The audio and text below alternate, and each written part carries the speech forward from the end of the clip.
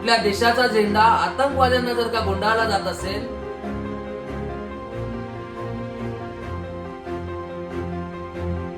हा झेंडा एक प्रतीक असतो आणि पाकिस्तान्यांनी याची स्वीकृती दिली आहे. कुठल्या देशाचा झेंडा जर आतंकवाद्यांना गुंडाळला जातोय तर त्याला पाकिस्तान काय म्हणायचं, आतंकिस्तान म्हणा. हा झेंडा एक प्रतीक असतो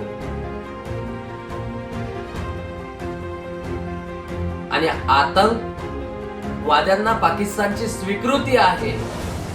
सैफुल्ला सारखे हत्यारे त्या झेंडामध्ये गुंडाळले जात आहेत तर पाकिस्तानचे ते नायक आहेत, कारण नायकांना हा गुंडाळला जातो. भारतामध्ये तुम्ही किती लोक